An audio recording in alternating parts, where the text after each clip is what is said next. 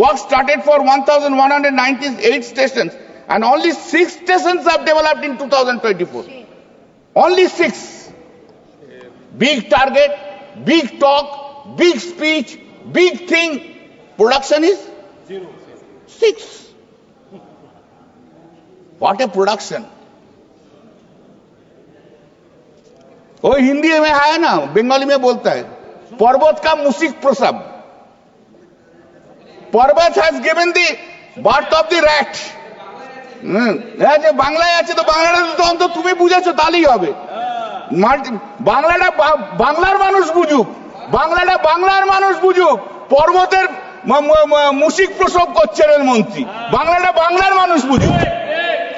Everyday multifunctional complexes. Total 196 stations were identified for development of multifunctional complexes. In 2024, Indian Railway refocused on developing multifunctional complexes at various railway stations. No action has been taken so far for grant of lease of land for development. Every day, number of train runs, an average of 17,000 trains in 2010-2011. Now, in 2025-26, when Vande Bharat, Omuk Bharat, Tomuk Bharat, now it is now an average of 13,198 trains.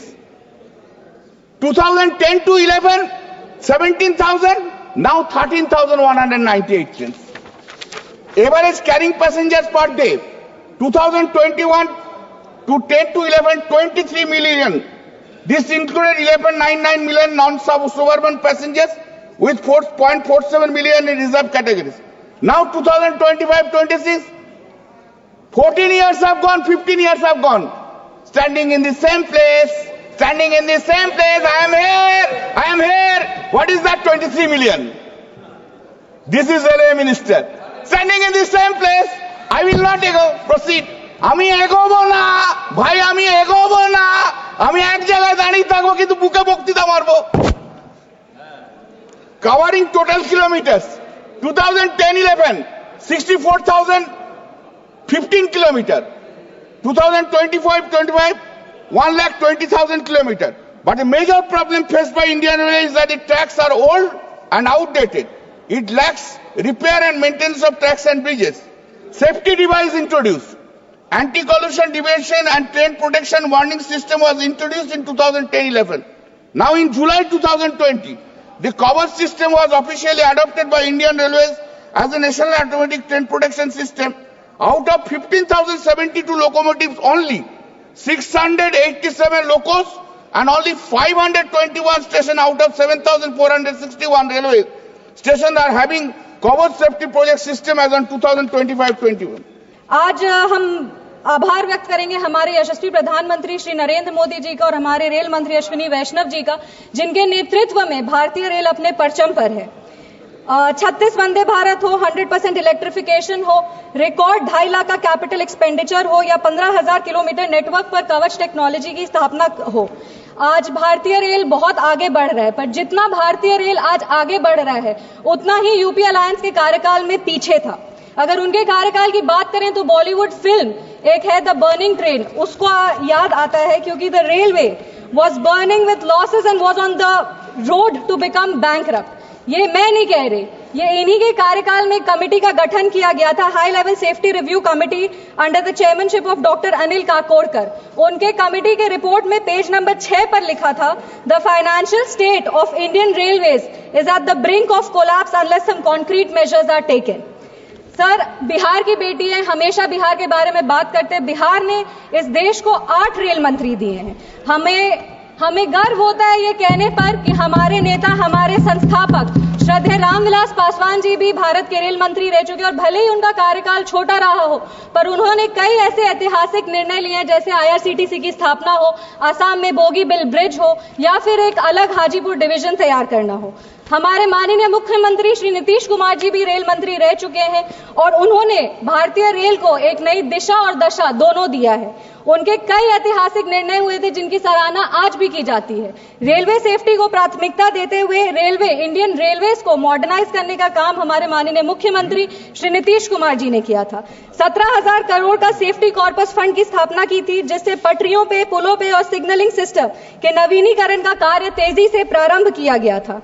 LHB coach, जो German LHB coaches थे, उसका भी निर्णय उन्हीं के ऐतिहासिक कार्यकाल में किया गया था। अगर हम बात करें तो रेलवे में आज भी उनकी विजनरी लीडरशिप की सराहना की जाती है।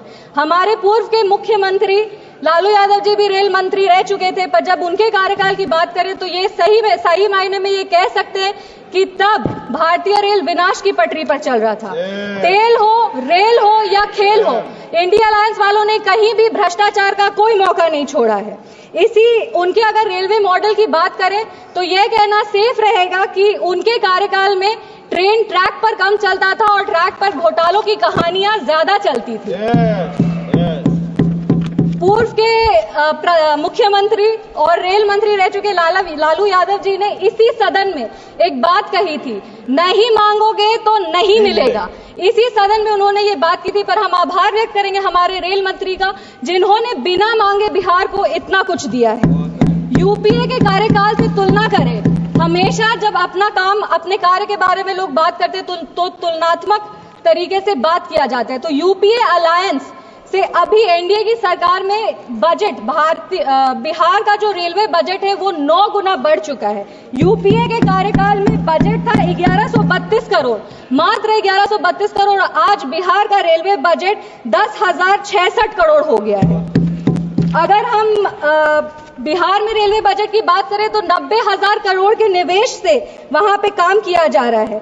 1783 किलोमीटर में कवच मतलब एंटी कोलिजन सुरक्षा जो है वो प्रणाली स्थापित की जा रही है। 5,346 किलोमीटर में नई रेल लाइन की स्थापना की जा रही है, दोहरीकरण हो रहा है। और अगर आमान परिवर्तन का बात करें तो 97 परियोजनाएं प्रगति पर हैं।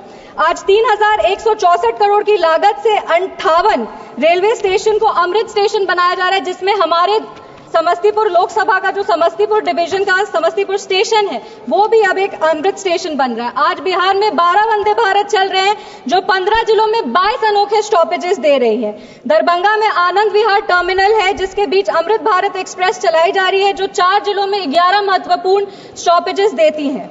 अगर हम बात करें तो 2014 से अब तक बिहार में 1832 किलोमीटर नई रेल लाइन बिछाई जा चुकी है, जो मलेशिया के पूरे रेल नेटवर्क से बड़ी है। और तो और सबसे ऐतिहासिक काम जो हुआ है वो 100% रेलवे इलेक्ट्रिफिकेशन बिहार में उस काम को पूरा किया जा चुका है। आज हम लोग रेलवे मंत्रालय से संबंधित अनुदानों की मांगों पर चर्चा करें तो हम रेल मंत्री जी का ध्यान आकर्षित करना चाहेंगे। हमारे समस्तीपुर लोकसभा की भी कुछ रेल मंत्री राज बिट्टू जी से वो बैठे हैं और उनसे भी हम अनुरोध कर रहे हैं कि हमारे लोकसभा समस्तीपुर में भी जो हमारा काम पिछले कई वर्षों से लंबित है उस पर ध्यान हम उनका आकृष्ट करना चाहेंगे। वंदे भारत एक्सप्रेस का संचालन समस्तीपुर, पटना, बनारस और नई दिल्ली के बीच में शुरू किया जाए, क्योंकि समस्तीपुर से कोई भी सुपरफास्ट ट्रेन दिल्ली नहीं आती है। समस्तीपुर से दिल्ली आने के लिए 22 घंटे 23 घंटे लग जाते हैं। हमारे कई ऐसे युवा साथी हैं जो दिल्ली पढ़ने आते हैं, कई ऐसे बड़े बुजुर्ग हैं जो अपना दिल्ली में इलाज कराते हैं, और 22 घंटे बहुत लंबा समय है समस्तीपुर से दिल्ली आने के लिए। इसीलिए हमारी मांग है कि समस्तीपुर के रूट पे एक वंदे भारत शुरू किया जाए, या तो दिल्ली तक पहुंचने के लिए एक सुपरफास्ट ट्रेन शुरू किया जाए। बिथान, रोसड़ा, समस्तीपुर, मुजफ्फरपुर और पटना के बीच में नई ट्रेन सेवा को शुरू किया जाए।